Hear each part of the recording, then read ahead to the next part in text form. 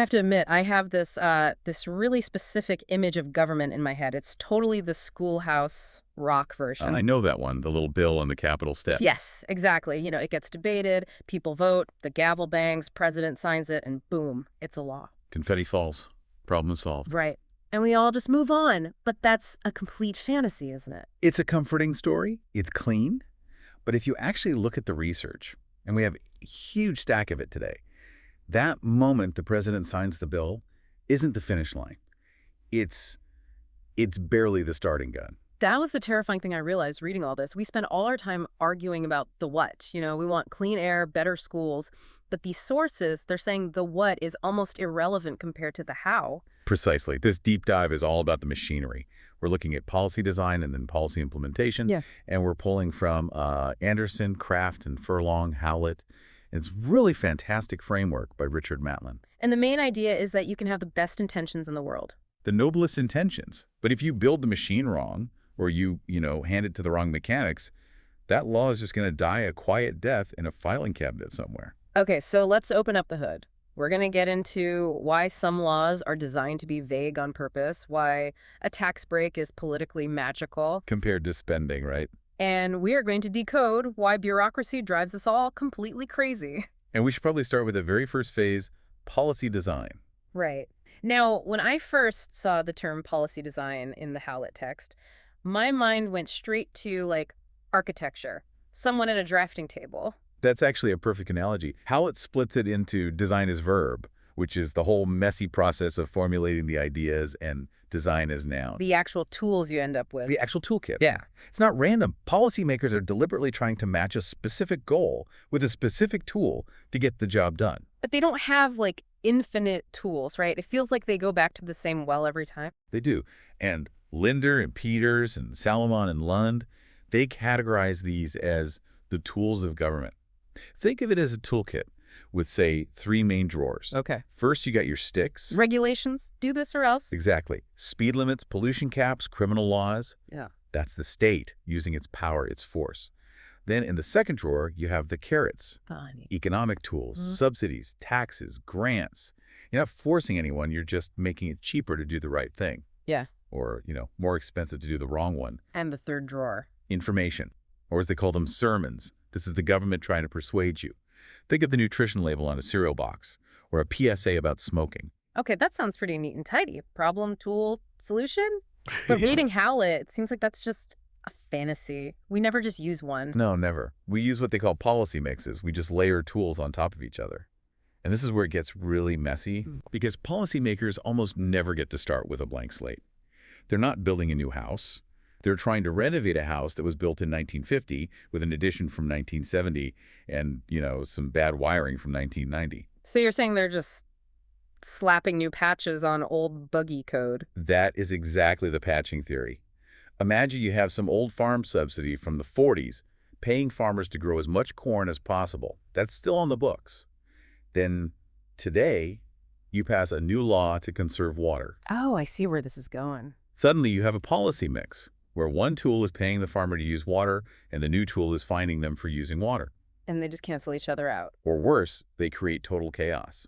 And that's a design failure. Yep. It's not that the new law was bad. It's that it had a chemical reaction with the old law that nobody saw coming. And there's another layer to this design process that I found really cynical, but probably true. It's the whole psychological part.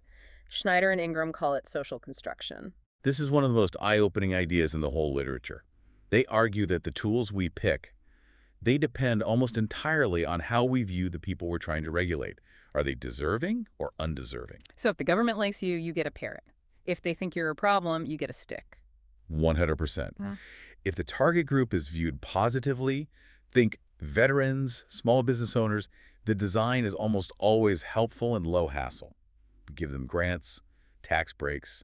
The message is, you're a good citizen, here's some help. But if the group is seen as undeserving, Then we break out the sticks, regulations, sanctions, tons of monitoring. Even if we're trying to help them, we wrap that help in so much red tape, it sends a clear message. We don't trust you. so the design itself is a message. It's about values. It's signaling. It's all about signaling who belongs and who doesn't. That idea of signaling is a perfect segue to what was, for me, the most shocking part of this whole deep dive, the difference between direct spending and tax expenditures. Yes. Kraft and Furlong. This explains so much about our politics. Let's just walk through their example because it makes it so clear. Scenario A, post-Katrina New Orleans. The government wants to help a neighborhood build a grocery store. So Congress literally writes a check, a grant for $1 million to the city. Okay.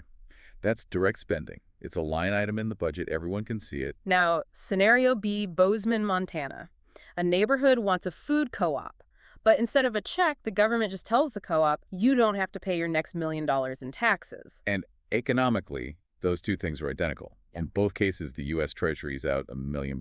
Right. Whether I hand you cash or just tear up your IOU, the math is the same. But politically. Politically, they're on different planets.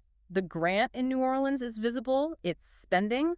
Opponents can point to it and scream about government handouts. It's an easy target. But the Montana tax break. It's invisible. It's a tax expenditure. And in America, we tend to see tax cuts as a good thing. The same politician who votes against the spending in New Orleans will happily vote for the tax cut in Montana. Even though he's technically spending the exact same amount of government resources, it's just hidden. The specific example in the text that made me gasp out loud was the NASCAR one. Oh, the depreciation schedule. It's a classic. Explain this because I could not believe it's real. Okay, so there's a provision in the tax code that lets owners of stock car racetracks, NASCAR tracks, write off their construction costs over 7 years. For most other businesses, it's something like 15 years. So they get their tax savings much, much faster. Way faster. And over a few years, the source said this cost the federal government about $40 million. $40 million, just gone. Uncollected revenue, yes. Okay, now just imagine if the government held a press conference and said, we are writing a $40 million check to wealthy racetrack owners to help them build grandstands. Oh, there'd be riots. It would lead every cable news show. Corporate welfare for NASCAR. But because it's designed as a depreciation schedule in the tax code. It's boring. It's math. Nobody notices. And that is the dark art of policy design. You can hide a massive government subsidy just by choosing the tax tool instead of the spending tool. That is just, it's wild. It makes you wonder how much of the economy is being shaped by these invisible levers we never even talk about, let alone vote on. A huge chunk. All right, so we've designed our policy, we picked our tools, carrots, sticks, and maybe some hidden NASCAR tax breaks. The bill passes. Now we get to the part Anderson calls implementation. Or, as I like to call it, where the rubber meets the road. Anderson makes this funny point that unless a law is incredibly simple, like sell more postage stamps, implementation is never automatic. No. And this is where the Schoolhouse Rock dream really dies. We think the government just does the thing. Right. But the government isn't one thing. It's a million different agencies and people. And the research seems split between this top-down view and a bottom-up view. Right. Top-down is the fantasy. The president gives an order, it goes down the chain of command, and the worker on the ground executes it perfectly. It assumes the goals are clear and everyone obeys. But in reality? In reality, you get the bottom-up view, which focuses on what they call street-level bureaucrats. I love that term. Who are they? They're the teachers, the police officers, social workers, health inspectors, the people who actually deal with the public. And the key insight is that these people have discretion. Give me an example. Okay. A strict zero tolerance for speeding law gets passed. Top down, the order is clear. But it's 2 in the morning. A cop pulls over a teenager doing 10 over the limit. The kid's terrified. Maybe the officer knows his parents. Maybe she's just tired and doesn't want to do the paperwork. So she gives him a warning. So in that moment, the law isn't zero tolerance. The law on that street at that time is a warning. Exactly. That police officer just made policy. A scholar named Lipsky argued that public policy isn't what's written down, it's the sum of those thousands of daily interactions. If the street-level folks don't buy into the design, it just fails. And that gets to the issue of capacity, right? You can have willing officers, but if you don't give them gas for the patrol cars... Then you have a capacity failure. Yeah.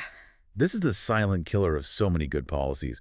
We pass these huge, ambitious laws, no child left behind, clean water for all, but then we starve the agencies of the staff, the budget, the expertise to actually do it. It's like buying a Ferrari and then refusing to put gas in it. It looks great in the driveway, but it's not going anywhere. Okay, so we've got the design, we've got the bureaucracy, but I want to spend the rest of our time on the framework that really brought this all together for me. It was like a decoder ring. Richard Matlin's ambiguity conflict matrix. This is, I think, the single most useful tool for understanding why some policies work and others just become a total disaster. Let's break it down. Matlin says every policy sits on two axes. Axis one is ambiguity. How clear is the goal? Is it a detailed recipe or is it just a riddle? And axis two is conflict.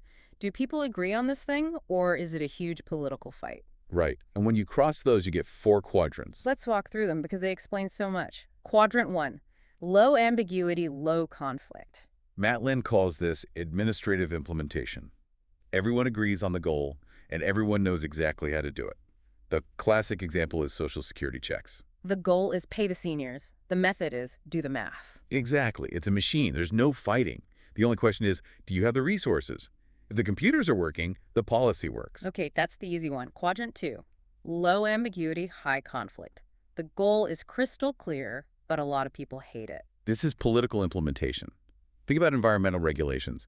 The law says factories must cut emissions by 50%. That is not ambiguous at all.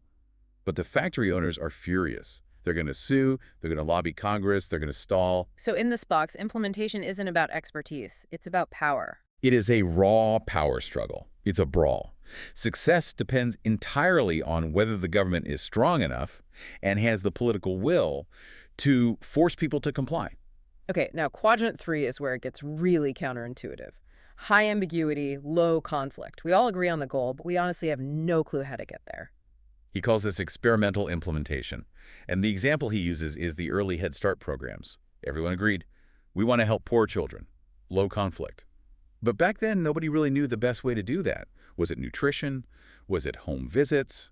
More classroom time? So the law was deliberately vague. Yes. And the ambiguity was a feature, not a bug. It allowed local communities to try different things. It basically turned the whole country into a laboratory for social policy. If Washington had written a really strict, low-ambiguity rule when they didn't know the answer, the whole program probably would have failed. Okay, which brings us to the danger zone. Quadrant four. High conflict, everyone's fighting. And high ambiguity, nobody even knows what the goal is. This is symbolic implementation. That sounds fake. It kind of is. This is what happens when a government feels pressured to do something about a hot-button issue. But the coalition is too fragile to agree on any actual solution. So they pass a law that sounds good on a bumper sticker. Like, we support national moral character. Perfect example. What does that even mean? Nobody knows, and that's the point. If they tried to define it, the whole thing would fall apart. So they pass the symbol. But when it gets down to the implementation level, it's total chaos. So one town could interpret that as banning books, and another could interpret it as requiring community service. Exactly. The policy is just a Rorschach test. For the politicians, the victory was just passing the bill. The implementation is totally irrelevant. It's about values, not outcomes. This really changes how you watch the news. You see a bill pass, and instead of thinking it's done, you start asking yourself, okay, which box does this go in? Is it experimental? Is it a power struggle? Or is this just a symbol? That's the whole point of these sources. Policy isn't a straight line. It's a loop. You design a tool, you give it to the bureaucracy, they chew on it, fighting, experimenting, and that reality is supposed to feed back into the next design. So let's bring this home for our listener. When you look at your pay stub or you read a headline about a new law, what should you be looking for? I would say look past the what. Don't just listen to the slogan. Look at the how. Right. Is the government trying to buy you off with a tax break, scare you with a regulation, persuade you with information? And then check the implementation quadrant it's likely to fall in. Always ask yourself, is the goal clear? Because if the goal is vague and people are angry, that symbolic quadrant, don't expect any real results. Just expect a lot of noise. I want to leave you with one final kind of provocative thought. We talked about patching earlier, how we just keep layering new laws on top of old, messy ones. Right. It makes me wonder about the entire design space. Are we reaching a point where we actually can't design good policy anymore because we're just debugging a system that was built in 1950? That is the ultimate question, isn't it? We talk about policymakers like they're architects with a blank page. They're not. They're more like plumbers trying to fix a leak in a house that's already sinking. At what point does just patching it become impossible? At what point do you have to tear the whole house down and start over? And do we even have the capacity or the political agreement to build a new house? Yeah. That is a question for a whole other deep dive. Fair enough. Well, on that slightly terrifying note, we'll leave you to look for the invisible tax breaks in your own life. Thanks for diving deep with us. My pleasure. See you next time.